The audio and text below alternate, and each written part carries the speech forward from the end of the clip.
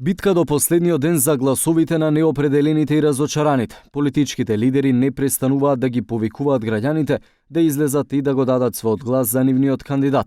Најгласни се лидерот на опозицијата Христијан Мицкоски и првиот социјалдемократ Зоран Заев, но на овие повици се вклучи и лидерот на интегративците Али Ахмети.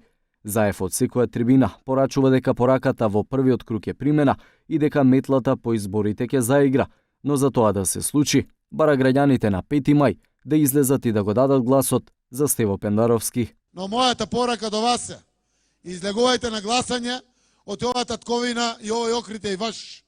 Не е само наш. Да излезете да гласате, од имате граѓанска одговорност. Се работи за вашата земја. Се работи за вашите деца. Се работи за аманетот кој што вие мора да го ставите на идните генерации.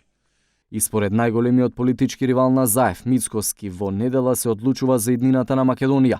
Посебна порака лидерот на ВМРО ДПМН испраќа до заговорниците на бојкот за изборите, за кои вели дека иако имаат различни ставови, сепак ги обединува борбата за Македонија.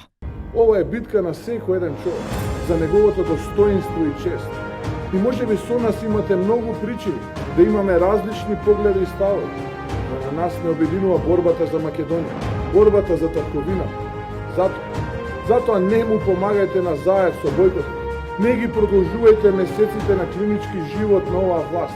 Ајде да ги собориме. На мобилизација во недела повикува и Али Ахмети, кој за еден ТВ изјави дека недела ќе биде ден кога Македонија ќе испрати порака до Европската Унија, а таа порака мора да биде позитивна. Ги викаме луѓето да се мобилизираат, да се организираат, бидејќи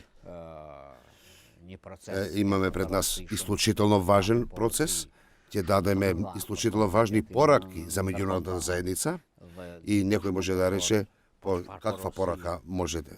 Нормално дека ако не успеат изборите, оваа порака е многу лоша за нас.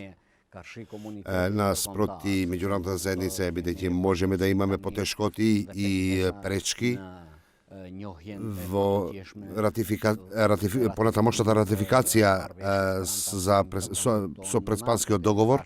Порака до гласачите испрати и председателскиот кандидат Блерим Река, кој испадна во првиот круг од изборите.